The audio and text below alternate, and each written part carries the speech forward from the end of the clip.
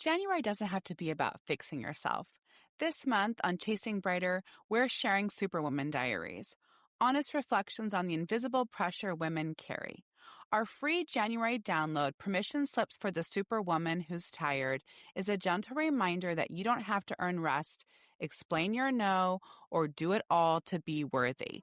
So sign up for our newsletter to get the free download at chasingbrighter.com.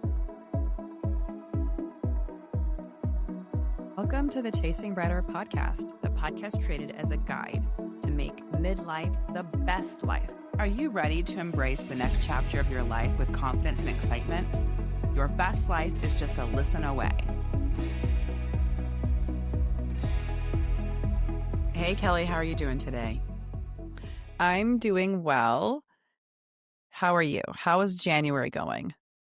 Good. I want to circle back to December because I never debriefed. I never debriefed on our family Christmas that we hosted. Oh, yeah. I just talked to Mom today. Yeah. So in our family, on my dad's side, the Martin family, our grandmother always hosted dinner on Christmas Eve, and she wanted her children to keep it going. And so all of the children took turns hosting what we call the Martin Christmas, and we choose a date in December. And there are 4 remaining children, and they take turns hosting, and everyone lives in Kansas except for us and my parents. And so every 4 years, the family comes out to Vegas and we host them, and we host them at my home. But this year, I can really see the journey and how I've improved and gotten better with boundaries. And I just think old Jessica would take on everything and then be running around the house screaming at everybody and being crazy. But our mother is partially retired and our father is retired. And I was like, Dad's technically supposed to be hosting this, right? So I was like, you guys are making all the food and let me know what you're making and I will fill in the blanks. And so I felt like I wasn't taking on the burden of everything. And I think I was really trying to simplify everything and not be stressed out. And at the same time, all 3 of my children had a baseball or softball tournament while everyone's in town. And so I think that just for myself, I managed it in a way that I wasn't stressed or upset or worried. And our family was so grateful. I mean, all of our aunts and uncles multiple times, thank you so much. Oh my goodness, Jessica, thank you for hosting this. Like many of them were insisting on giving me money and I was like, no, thank you. And they're like, absolutely. This then pay for a housekeeper. They wouldn't take no. You did all of this. We just showed up, and so it was helpful. And everyone was That's great. Yeah. And Jean was like, what can I do? What can I do? She kept texting me, I'm at this store, I'm at this store. What can I bring? So we hosted on a Saturday evening. That? Yeah. By the way, let's just pause here. How great is that to really be in like a family dynamic situation where everyone is very helpful and everybody is grateful for what you're contributing? It's so lovely. Yes. And I'm not saying that like passive aggressively because it's like taking those moments when things do work out great. Well, I think about almost the opposite. When we show up, I roll in and don't ask anybody anything when we fly in. And I'm like, maybe I should be trying to help more. And so 2 things on that. Number 1, that's interesting.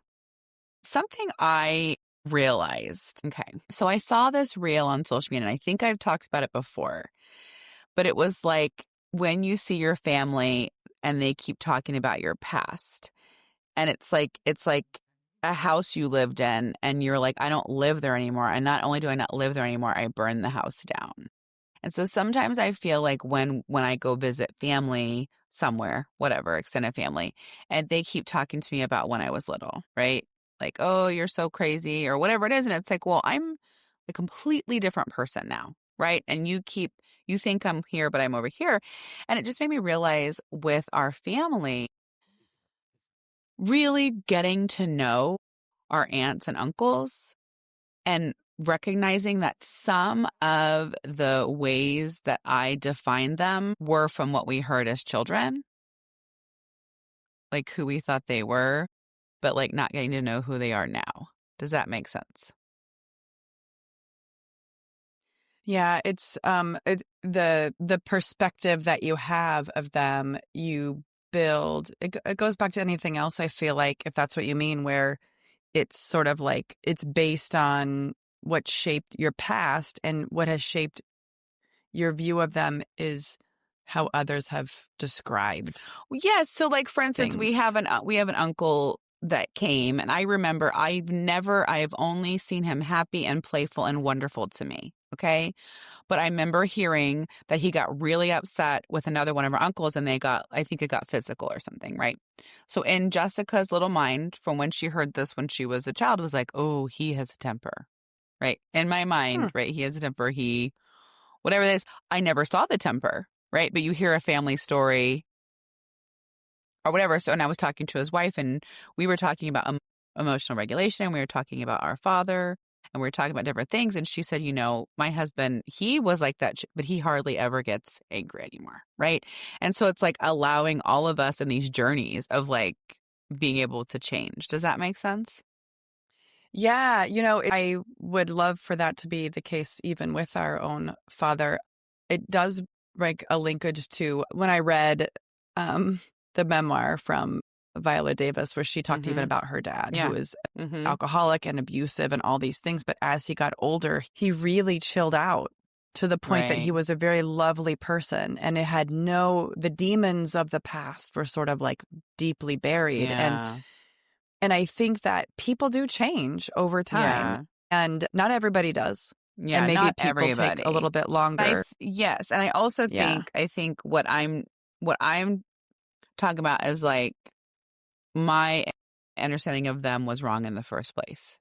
Does that make sense? Because you Yeah, heard yeah, things yeah, as a yeah, yeah, yeah. child, but that Well, wasn't ever firsthand and experience. maybe, And not, yeah, and just it's maybe also to that what you're saying is like you perceive a person based on like a single interaction or a single story, when in fact you actually truly don't know them. And I yeah, think that translates even to a lot of things in life where I realize like I love the meme about the lady who is like, I've been friends with these ladies for 40 years. And have you seen the meme where it's like, I've been friends with these love ladies for 40 years. And they're like, oh, how do you keep your friendship like, intact? And she was like, because we don't judge each other.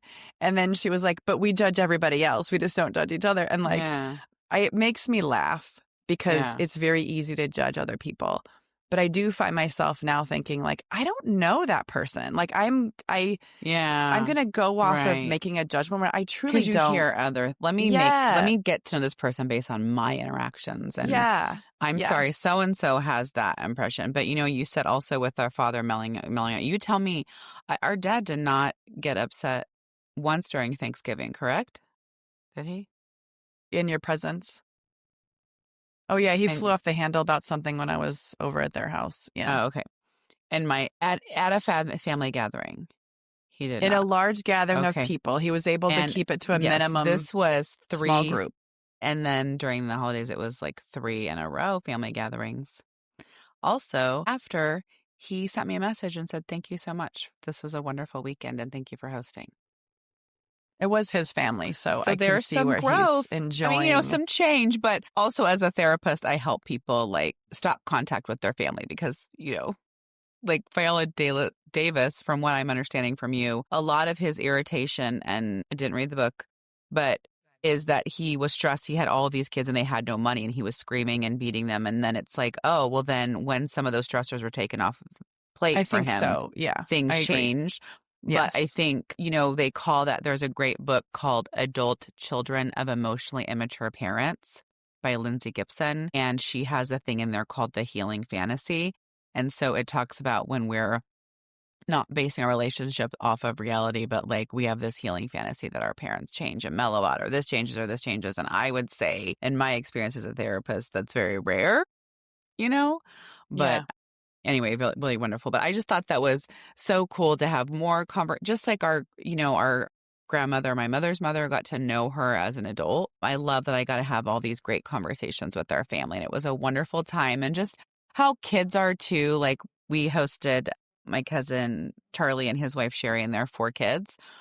And just how kids, right? They just walk in a house. Well, it's a different house, right? So it's amazing. They're running around, playing with toys, because everything's different. And how the Yeah. kids just clicked right away. Cooper's in high school and Dominic doesn't always socialize or whatever. And Dominic Yeah. immediately went up to Cooper, was talking to Cooper, and he and Cooper hung out. They were playing pool, hanging Good. out at mom and dad. It was wow. And Lexi's hysterical. She's 4.5 and a princess. And Gabby doted on her and it was hysterical. And so her and Gabby did makeup every day. And Gabby she did these amazing, you saw those nails that she did. Well, she took them all off solid and she had kept them because she had made them press-ons for herself. And so she gave them to Lexi. And so she was walking around with these press-ons and just, it was hysterical. So then Gabby went to the store and bought her little girl press-ons. And she was just so funny. And This so, checks out because mom said she had her nails done, redone every day. So now I realize it was just an evolution of the nail. Yeah, Gabby wanted to get her real Cute. nails, but she was so funny. And then she went in Gabby's makeup and was like, "Oh, I found your mascara. I put some on." Gabby was like, "Oh my gosh!" And then, it was really great. I think it ended up being a good balance. I hope everyone had a wonderful time, and I didn't feel stressed out. Justin and I have entertained so much over the years that we also just have a way that we do things, right? So I brought both the folding tables in, and then I had 3 folding tables outside, and we had the heater, and mom and dad the main courses. So I just did a few sides, and Sherry helped me so much. And then, the next night I was like, well, people are still here. So we made lasagna for everybody. And so it's also one of the things I thought about saying, I don't do that when we travel out of state. I was talking to Aunt Sally and she was like, last time we hosted, she goes, I feel like I'm getting too old for this. And we were talking about it and they hosted at the church hall. But, I knew this, but the church hall is not decorated. Yeah. And they come in the day before and put up a Christmas tree and decorate the Christmas tree and put out table and decorate the whole place. And so she said, I'm getting too old to do this. And I was saying, I go, why can't we simplify it? How could we simplify it for you? Just kind of talking to her about that, maybe we go to a restaurant, and I was like, she was looking at me over my dead body. But this past year for Thanksgiving, a huge percentage of my clients went out for dinner for Thanksgiving. A lot of restaurants are doing full family I agree, Thanksgivings. Jess. I think, yes. Yeah. And so I was like, well, first I focused on the food. I said, what if we just got pizza? What if we kept it simple? But it was the decorations, all of that stuff. It's how could we lighten the load? And so for me, even though it's in my home, my house was decorated for Christmas. And remember, I decorated really early this year. So I felt literally all I did was pop up some tables. Yeah, you did decorate. I asked for help. When early. Jean said, can I help you? Old Jessica would have been like, no, I have everything. But I was like, Mom and Dad, you bring paper plates. You do this. You do this. Jean, can you bring this? And just kind of delegating and everything just made it really simple for me. So it was really wonderful. Well, you did a fair amount of planning beforehand. And like you said, you have done this before. So I think, when I hear what you say and I think about others and maybe they're at other stages of this, one of the things with entertaining is you have to lean in and you have to entertain a fair amount to get comfortable with it in a way that doesn't stress you out. Because I feel like that is where I started. I used to joke here we bought this big house and we have this whole brand new kitchen and we did it to entertain, but I don't entertain. And now I'm starting to entertain more and I'm not that great at it, but I'm getting better because to me, it's the reason I say I'm not great is because I don't want it to be stressful. I want it to be very easy. I want to be able to throw together things last minute. We had friends over a couple weeks ago and I literally just slapped some cubes of cheese on a board and was like, this is all I have. I cooked pizza. I did some other stuff, but it wasn't what I wanted. But they had come over. I had friends over previously where we ordered in, and ordering in, A, it takes a long time, B, it's expensive, and C, it's still crap. Unless you get pizza, if you order sandwiches or something, it's expensive and it's not what you want. And I was like, people just want to eat. They don't really need some sort of fancy meal. And I'm kind of working through my own journey on that. So I think that's part of it, Jess, right? Is just like getting comfortable with being able to do it in a way that's not stressful. Because that's what's important to you, right? It's like you don't want to stress out about it. And hearing the ants where it's like you don't want them to stress out about it. How do we make it easier for them? Yeah. Well, it's like what you're saying too, like over the years, like we used to borrow chafing dishes from our friend. I mean, we didn't do chafing dishes this year, but like we used to borrow. Everyone just had cold food. Then I buy chafing dishes. No, but I have like double ovens and I kept everything warm, right? And then you just pull it out. Yeah. When it's going. But, for you chafing figured dishes, it out, though. That's all really great. Chafing dishes, we hosted, a baby shower in October, and I got those out. But more about, like, how much feeds a certain amount of people. You've got the dishes, you've got the boards, you've got the serving spoons. Like, just over the years, we have all of those things. So I wasn't going through a list of my mind of, like, how am I serving the food? How am I, I have tablecloths. This is funny. I wanted Giovanni to help me. Giovanni, can you run up and get a tablecloth? Okay. Okay, what did you want, Mom? Babe, can you run upstairs in the linen closet and grab the gray tablecloths? Okay. He comes downstairs with a navy blue duvet. And I was like, nobody. He'd tried like 3 times, and I was like, okay, he does not know what a tablecloth is. Oh, and then yeah. I was like, can you go get the root beer? Is there root beer in the garage? I thought I saw root beer. And he runs in the house, and we're shooting out everywhere. He was like, I dropped one. And then I'm like, oh, great. And he comes in and then he comes back and he's holding like 7 cans of root beer like around. And I was like, okay, thanks so much for your help, buddy. You can go play now. I was like, your help has been wonderful, getting a duvet and dropping root beers. But it was, and also just embracing chaos, knowing it's chaos, it's short term, everyone's going to be there.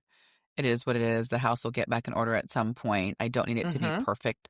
I don't know. Before, maybe I try to have this perfect house, and I'm just like, this is the house we live in. This is how things are, and not trying to like have this image of like we don't have a speck of dirt anywhere and cleaning like crazy before people come or something.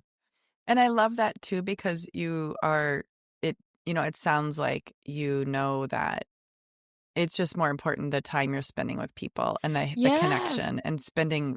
That is more important than making sure you have a nice house or all those things. Is like, being in a state of mind to engage and enjoy. That's what I was telling family. Aunt Sally. I said, did you fly across the country to have a good meal? And we were just kind of laughing. I said, if you did, your priorities are out of whack. Like, we were just saying, you're not doing that. You are only doing that so you can be with your family. So everything else doesn't matter. You know what I mean? And so how can we simplify it and not put these pressures on ourselves, that we're like, oh my gosh, I have to have this, I have to have this, I have to have this. When it's like, really, everyone's coming just to see you. It's fine. Whatever it is, it is, Yep. Yeah. So it was good. So any of you out there who entertained over the holidays, or that's one of your things to do in 2026, just I think that's our theme already of January, is give yourself grace and try to just have fun and not put all this crazy pressure on yourself. And don't be afraid to delegate and ask for help. Yeah. And on the flip side too, I mean, I really am bummed we didn't get a chance to join and see everybody.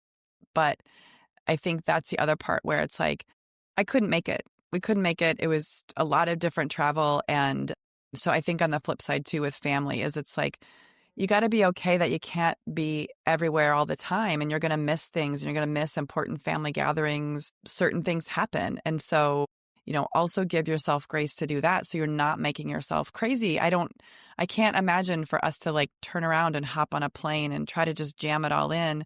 Yeah. I don't feel like I would have been a quality visit for me too. And so it's like everybody needs to kind of figure out what really is going to work for them, and then just unapologetic be that. Right. Thanks for listening today. If you loved today's episode, share with a friend. Are you ready to chase brighter days ahead? Subscribe to Chasing Brighter now, and let's embark on this exciting journey together.